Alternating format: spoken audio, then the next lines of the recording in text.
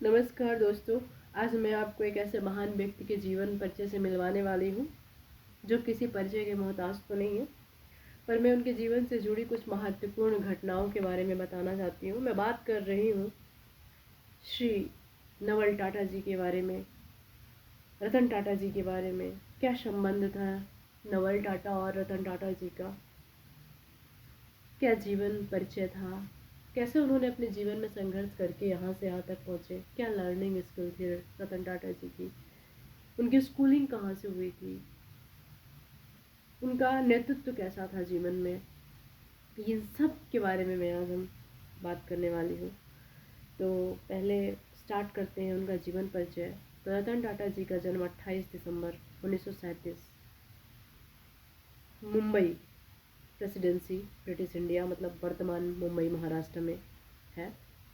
उनकी मृत्यु 9 अक्टूबर सन 2024, उम्र उनकी 86 वर्ष के तकरीबन थी।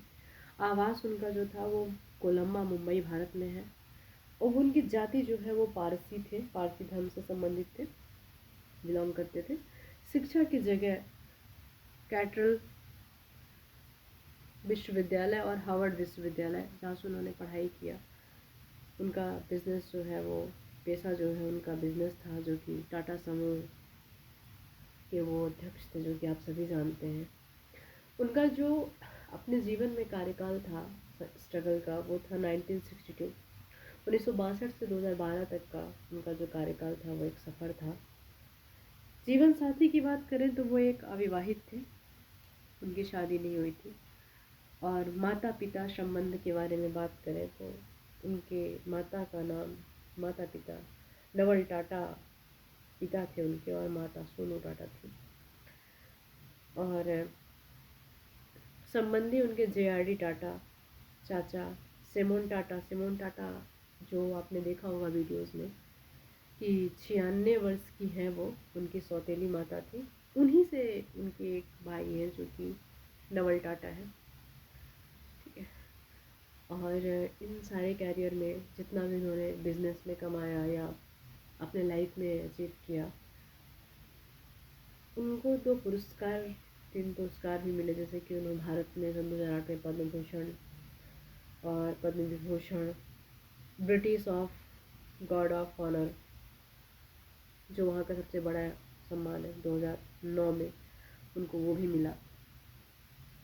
रतन टाटा जी का जो जन्म था वो 28 दिसंबर 1937 के जो कैरियर उन्होंने स्टार्ट किया, वो एक भारतीय उद्योगपति थे। टाटा समूह, टाटा सन्स के अध्यक्ष के रूप में कार्य किए।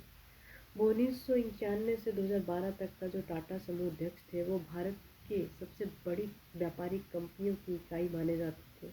इसके अतिरिक्त अक्टूबर 2016 में फरवरी 2017 तक वो समूह में कार्यकारी अध्यक्ष भी रहे, कार्यकारी अध्यक्ष के रूप में कार्य किया। उन्होंने टीम का नेतृत्व किया।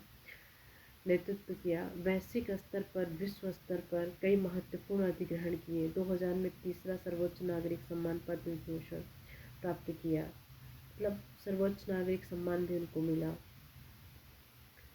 उम्र संबंधित बीमारी के कारण 2024 में अभी उनकी हाल ही में एक दुखद घटना, जो भारत के लिए वो ब्लैक डे हो था। रतन टाटा नवल टाटा के पुत्र थे, जिन्हें रतन टाटा जी ने गोद लिया था। टाटा रतन टाटा जी जमशेदपुर टाटा के पुत्र थे, और वो टाटा समूह के संस्थापक थे। उनकी पढ़ाई, एजुकेशन तो सब कुछ पता ही है कि उन्होंने बाद में कैम्ब्रिज और विश्वविद्यालय से फिर उन्होंने पढ़ाई की, ठीक है। उनका जीवन परिचय तो किसी भी डिग्री का मोहताज नहीं है। वो एक योग्य व्यक्ति थे, एक अच्छे लीडर थे, एक अच्छा नेतृत्व करते थे। उदाहरण के लिए एक ये है कि वो एक साधारण जीवन जीते थे। अपनी संपत्ति का बड़ा हिस्सा परोपकारी कार्यों के लिए दान किया करते थे। उन्होंने कई बार एक बात कहा करते थे लोगों से, आपने कलीग से, कि मैं कभी भी एक बड़े घर या शानदार जीवन शैली में विश्वास नहीं करता हूँ। मेरे लिए सबसे सबसे बड़ी खुशी की बात यह है कि मैं अपने देश और अपने समाज के कुछ काम आ सकता हूँ या कुछ काम कर रहा हूँ।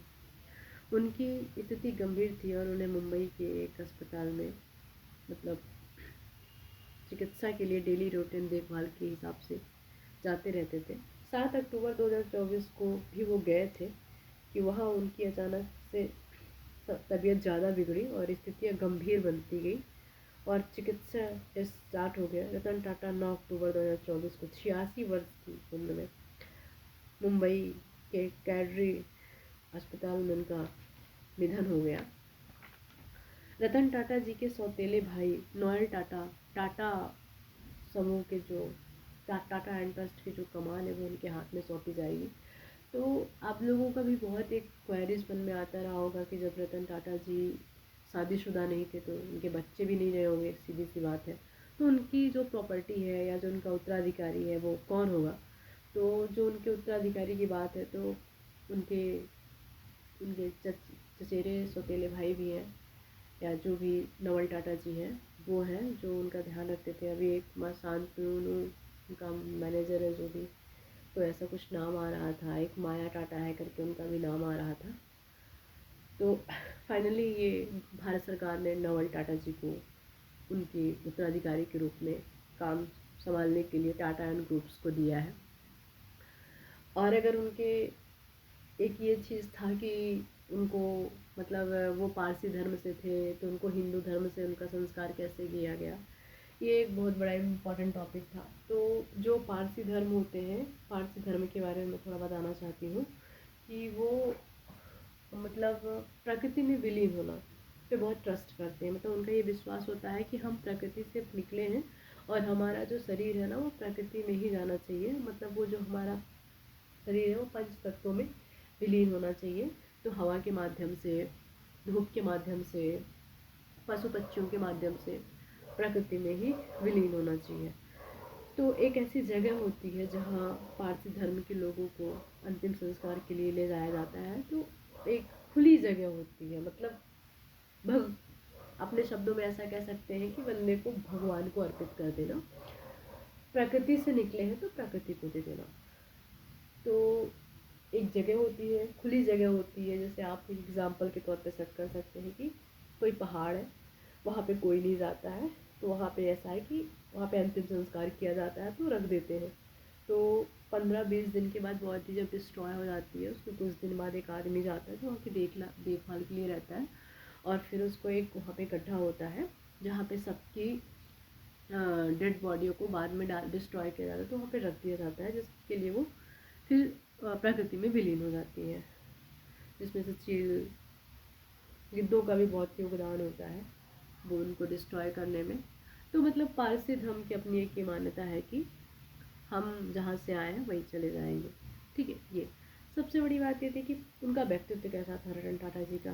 तो रतन टाटा जी का जो व्यक्तित्व था वो सिर्फ ह्यूमैनिटीज़ थी, इंसानियत उनके लिए सबसे ज़्यादा थी। इसीलिए वो अपने प्रॉपर्टी का ज़्यादा से ज़्यादा हिस्सा ट्रस्ट पे देने की बात देते थे। वो ट्रस्ट पे दिया भी है उन्होंने।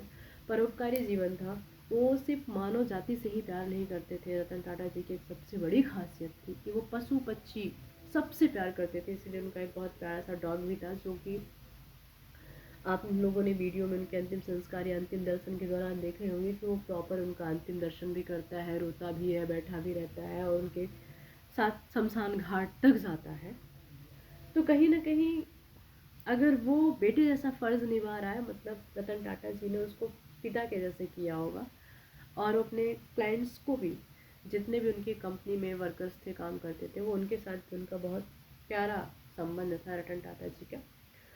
तो पैसा तो हर कोई कमाते हैं, पर उसमें भी एक गिनती होती है कि किसका व्यक्तित्व कैसा था। तो रतन टाटा जी का जो व्यक्तित्व था ना, वो लफ्ज़ नहीं है डिफाइन करने के लिए कि कैसा था। उनसे सीखने के लिए बहुत सारी चीज़ें हैं, जैसे कि उनका स्वभाव सरल होना, उनका परोपकारी होना, उनको दूसरे को, हर किसी को अपना मानना इतने बड़े होने के बाद भी, और जीवन तक एक ही संकल्प पे काम करना कि इंसानियत सबसे बड़ी होती है, हम कितने भी बड़े क्यों ना बन जाएं। तो उनकी कुछ टिप्स हैं लर्निंग स्किल्स है जो कि मैंने कुछ छांटी है, जो मैं आप लोगों के साथ शेयर करना चाहती हूँ।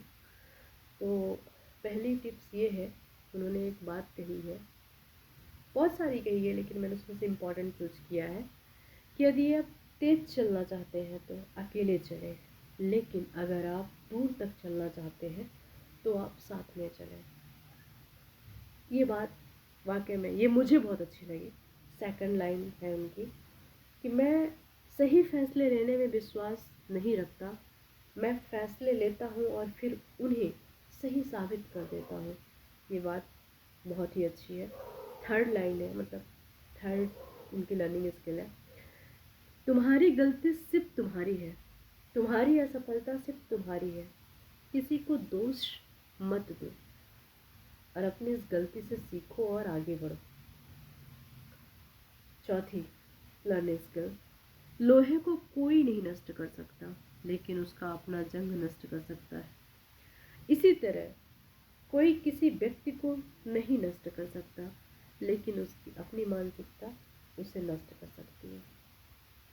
मैं लर्निंग नंबर 5 से आपको ये बताना चाहती हूँ, एक दिन आपको एहसास होगा कि भौतिक चीज़ों का कोई मतलब नहीं है, जो कुछ भी मायने रखता है वह उन लोगों की भलाई है जिन्हें आप प्यार कहते हैं।